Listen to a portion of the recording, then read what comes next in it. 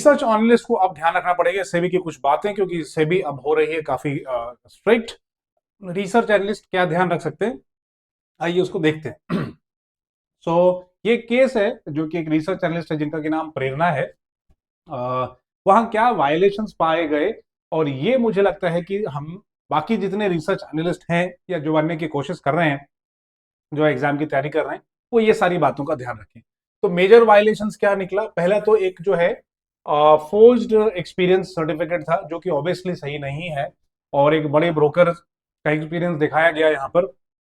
Case order में उस broker का भी नाम है। बड़े ब्रोकर ने बोला कि हमारा इनसे कोई लेना देना नहीं है, यहाँ इन्होंने काम नहीं किया। जो इन्होंने एक्सपीरियंस सर्टिफिकेट पर लिखा है, इन्होंने काम किया या नहीं किया, लेकिन जो एक्सपीरियंस सर्टिफिकेट पर लिखा है वो बात सही नहीं है, तो उसके लिए भी पेनल्टी पड़ी। और वैसे तो बात सही नहीं है, एथिकली तो आप कर ही नहीं सकते कि जहां आपने नहीं काम किया, आपने आरए का लाइसेंस लेने के लिए आपने वो सर्टिफिकेट दिखाया, तो वो एक प्रॉब्लम थी। दूसरा, अगर आप देखेंगे तो यूट्यूब वीडियोस पे earn profit up to 5,000, how to make 5,000 profit daily, ऐसे एड्स थे या पर ऐसे स्टेटमेंट्स थे, मिसलीडिंग थे, और ऐसे वीडियोस बने हुए थे जो ऑब्वियसली सही नहीं है। तो सभी ने रिसर्च एनालिस्ट होने के बावजूद ऐसे लोगों को धर रहे हैं, पकड़ रहे हैं, जो कि ऐसे मिसलीडिंग क्लेम्स दे रहे हैं। Systemic compliance and disclosure failures, तो जो रैशनल है, जो आप एडवाइस कर रहे हो, जिसपे आप रिसर्च रिपोर्ट लिख रहे हो, उसका रैशनल क्या है, उसकी बैकअप क्या है, क्या आपको पता है कि आपने क्यों वो कंपनी सेलेक्ट की, क्यों वो कंपनीज आपकी लिस्ट में फिल्टर होके आई, और क्यों आपने लिखा, और क्या आप उसका सफिशिएंट बैकअप मेंटेन कर रहे हैं। और एक एक अरसे तक इसको मेंटेन करना पड़ता है। तो ऐसा नहीं कि आपने आज रिसर्च इशू किया और कल का जो बैकअप डेटा है उड़ गया, नहीं, आपको ये मेंटेन करना पड़ेगा, और कई सालों के लिए डेटा रखना पड़ता है, तो वो आपको ध्यान में रखना पड़ेगा। दूसरा, जो फाइनल वर्डिक्ट क्या आई, 15 लाख रुपए की पेनल्टी का केस है ये, हमने जो एनालाइज किया तो 15 लाख रुपए की पेनल्टी पड़ी है, जिसमें 5 लाख सेक्शन 15HA, जिसमें फ्रॉडुलेंट प्रैक्टिसेस हैं। और इसमें एक फ्रॉडुलेंट प्रैक्टिस ऐसी है कि सेबी के क्वालिफिकेशन को मीट करने के लिए लेटर दिया गया था, प्लस सेबी ने यह भी बोला कि जगह जगह जो है रिसर्च एनालिस्ट का जो टैग है वो इशू नहीं किया जा रहा है ना, मतलब कहीं लिखा है आपने, कहीं नहीं लिखा है, ये सही नहीं है। अगर आप रिसर्च एनालिस्ट हैं तो आप जरूर लिखें इस बात को, ठीक। दूसरा क्या था और प्रॉब्लम, 16 के जो रिसर्च एनालिस्ट के जो कंप्लायंसेस थे वो फॉलो नहीं किए जा रहे थे, और बाद में मतलब बार बार मैंने सेबी के ऑर्डर में यही पढ़ा कि भाई आप अगर रिसर्च एनालिस्ट हो तो आप लिखते क्यों नहीं हो, आपको लिखना पड़ेगा।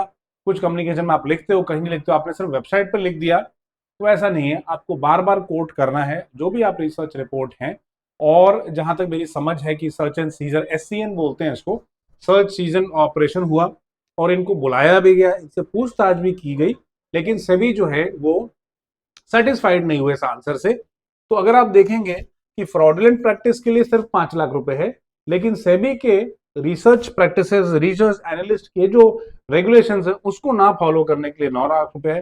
तो सेबी उन पे ज्यादा हार्ड हिट कर रही है जो कि सेबी के प्रैक्टिसेस को डिफॉल्ट जो रेगुलेशंस हैं, कंप्लायंसेस, जो आरए नहीं फॉलो कर रहे जानते हुए भी, क्योंकि आरए की बुक में तो पूरा कुछ, काफी कुछ रेगुलेशंस लिखा हुआ है।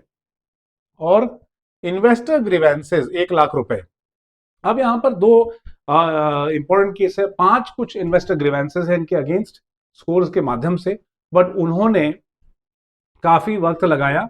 एक केस में मुझे लगता है कि 30 डेज से ऊपर है, शायद 90 डेज है, और एक में शायद 150 दिन लगाए आंसर करने के लिए। तो ये सेबी को ये पसंद नहीं है, रेगुलेशन के बियॉन्ड है, आपको एक स्टिपुलेटेड टाइम फ्रेम जो है उसमें आपको आंसर करना पड़ेगा। तो अगले वीडियो में हम आपको बताएंगे कि एज ए आरए क्या क्या कंप्लायंसेस आपको फॉलो करने हैं, है ना। एक बार आपने NISM को क्लियर कर लिया तो कई लोगों को कंफ्यूजन होता था, मुझे भी कंफ्यूजन था कि भाई आप ऑटोमेटिक आरए बन जाते हो, बट ऐसा नहीं है, आपको सेपरेटली अप्लाई करना पड़ता है आरए के लाइसेंस के लिए। और आपको एक बार आपने कर लिया तो फिर ऐसा नहीं है कि आप जिंदगी भर आरए रहोगे, आप रिसर्च एनालिस्ट बने रहोगे, आपको उन कंप्लायंसेस को भी फॉलो करना पड़ता है। ये सब बहुत कम लोगों को मालूम है। तो क्या कंप्लायंसेस हैं वो हम 2-3 वीडियोस बनाएंगे छोटे छोटे, ताकि आप जान पाए। और तो रिसर्च एनालिस्ट इन बातों का ध्यान रखें, अपनी वेबसाइट पर भी लिखें, अपने कम्युनिकेशन में भी बताएं, जो बैकअप, जो आप लॉजिक दे रहे हो उसका बैकअप क्रिएट करें, और एक लंबे अरसे तक रहें, कितने अरसे तक रहें वो आगे वीडियो में देखिए। और जो इन्वेस्टर ग्रीवेंसेस हैं उसको आपको एड्रेस करना पड़ेगा स्टिपुलेटेड टाइम में, और वो स्टिपुलेटेड टाइम क्या है वो भी अगले वीडियो में आप देखेंगे। धन्यवाद।